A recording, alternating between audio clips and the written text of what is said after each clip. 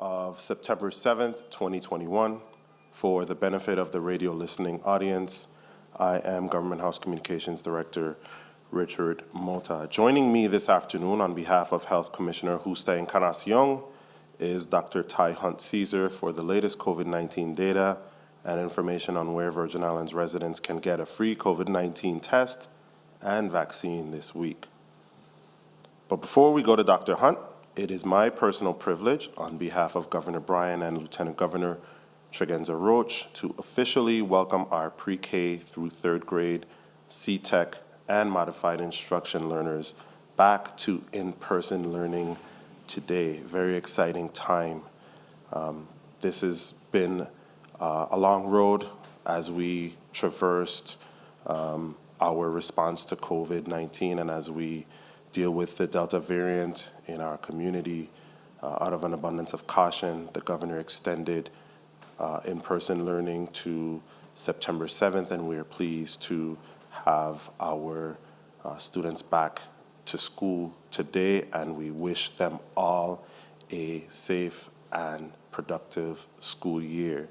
Today, the governor was able to tour the Ricardo Richards Elementary School on St. Croix, the Julius E. Sproul K-8 on St. John, and the Joseph Gomez Elementary School on St. Thomas. It was great seeing all of the young, smiling faces this morning.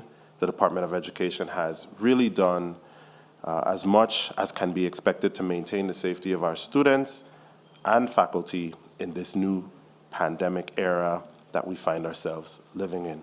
Today, as a territory, we are taking a bold but cautious step toward where we know our students need to be. We need our students back in the classroom, and it is Governor Bryan's goal to safely get them back in the classroom setting. With that, I will turn over this afternoon's briefing to Dr. Hunt. Dr. Hunt? Good afternoon, and thank you, Director Mota. On our September 17th epidemiology report, we reported 45 new positive tests for a total of 6,071 positive cases of COVID-19 since we began surveillance. Our total active cases is 193.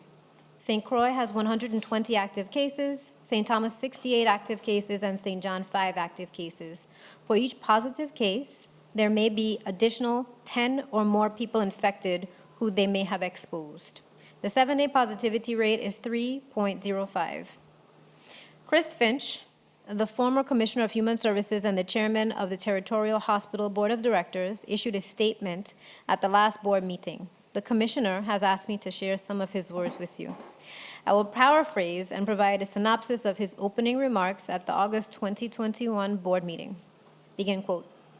During August, JFL reported as many as 20 hospitalized with COVID on some days and as many as 5 vented.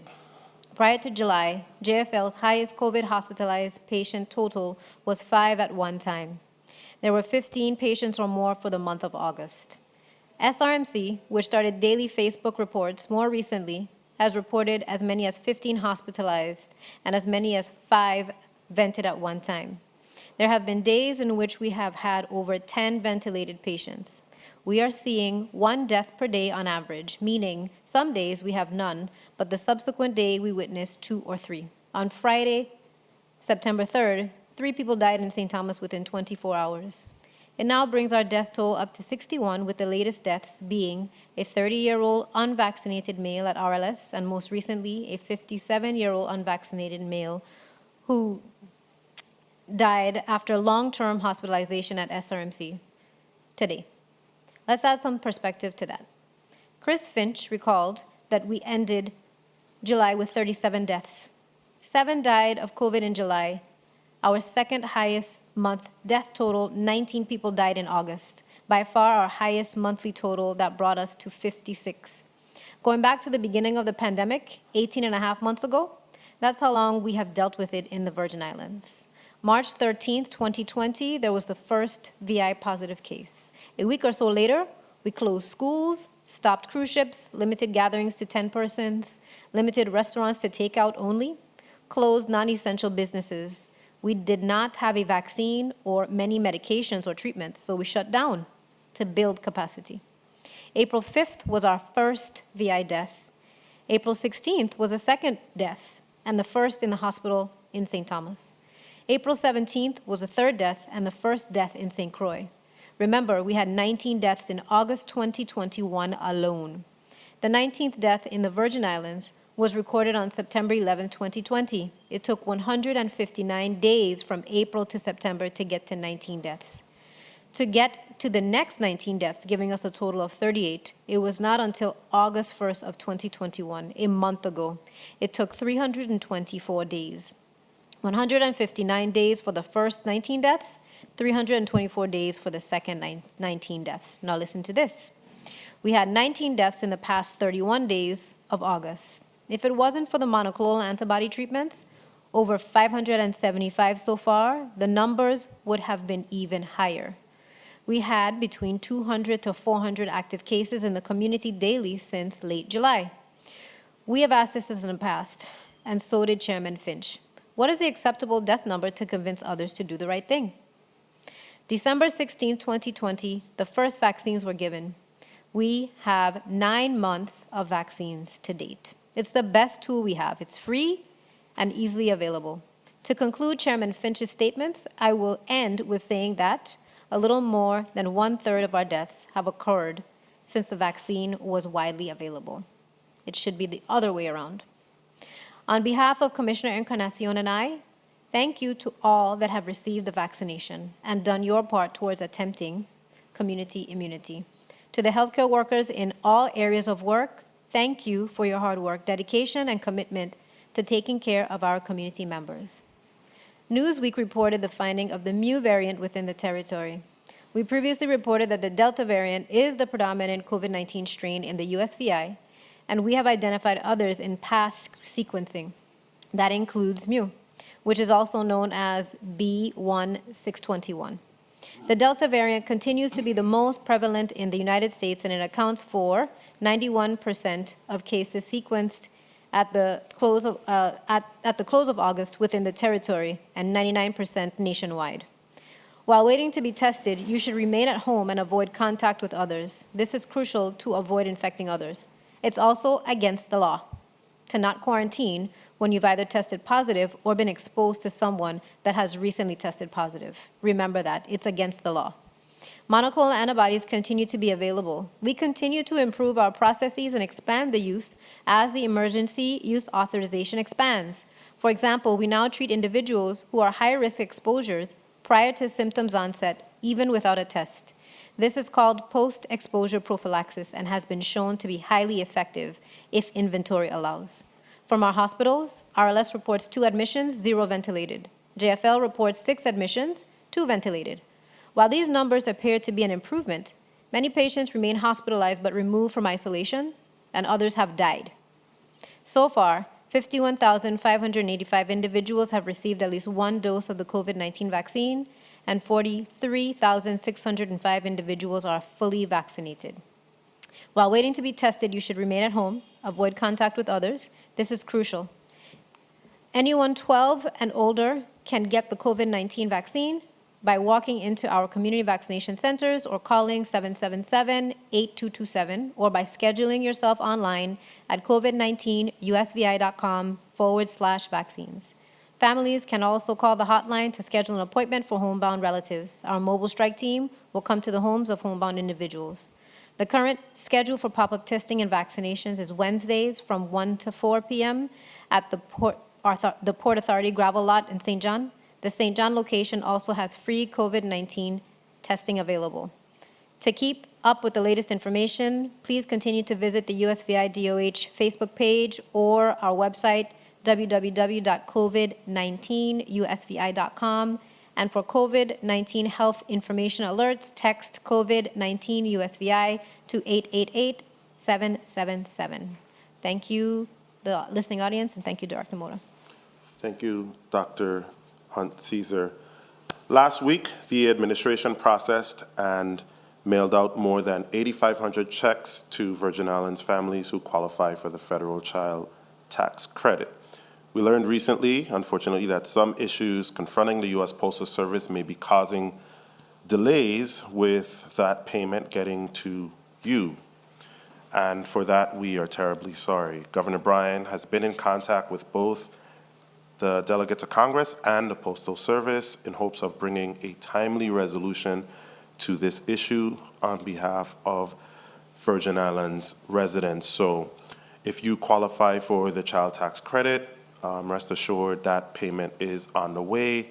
And just as a reminder, you should be getting, if you qualify for that, you should be getting $300 monthly payments, 5 monthly payments of $300 from August through December, and then you will get the balance of that child tax credit on your 2021 income tax return. Vax to Win this week marks week 8 of our Vax to Win lottery. So there are still 2 weeks left if you haven't heard your name. So those of you who are still waiting to hear your name, you still have 2 weeks. I have the privilege this week of announcing the winners on behalf of Mr. Raymond Williams, who is the Executive Director of the Virgin Islands Lottery Office. The winners of the August 27th drawing are Miss Diane Carroll from the St. Croix District and Wabnesh Nelson from the St. Thomas St. John District. Both are fully vaccinated and won $100,000, so congratulations to them. A special lottery drawing was held using the remaining $50,000 from the week 5 draw for 5 $10,000 cash prizes. 2 winners were chosen from St. Croix, 2 winners were chosen from St. Thomas, and 1 winner was chosen from the island of St. John. On St. Croix, the winners are Marcus Davis, Aida Rios, and on St. Thomas, the winners are Taffron Testamark and Rosa de Cruz. And on, last but certainly not least, the winner on the island of St. John is Donna Smith. There are 2 more drawings left this week, as I mentioned earlier, for the, 2 more drawings left in the Vax to Win lottery.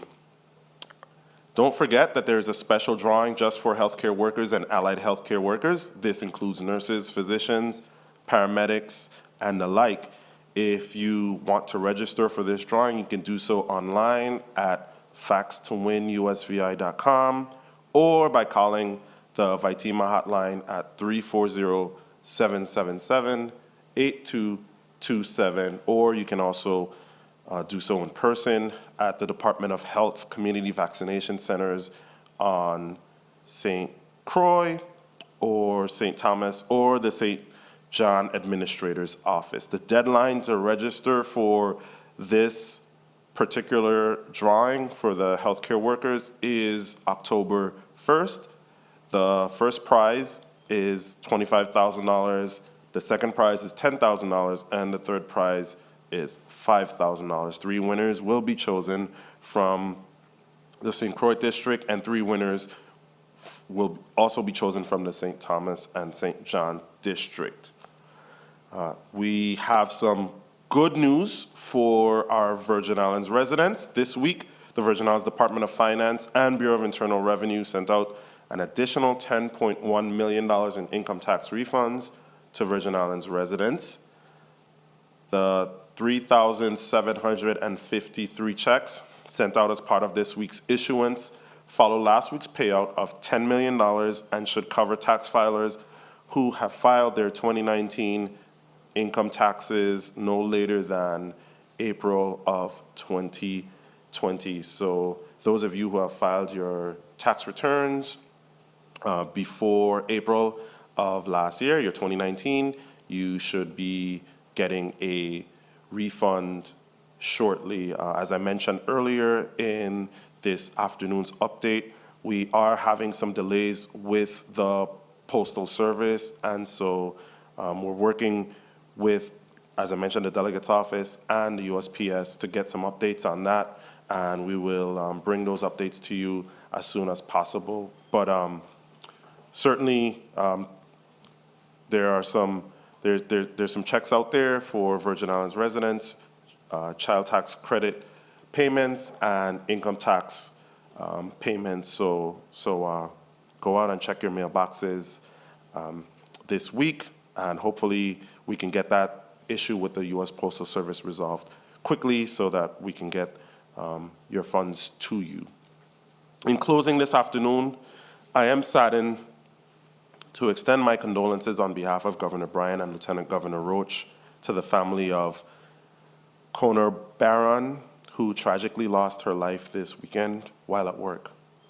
I think I can speak for our entire community when saying that we are incensed by these senseless acts of violence, cutting short the lives and the promise of our young people.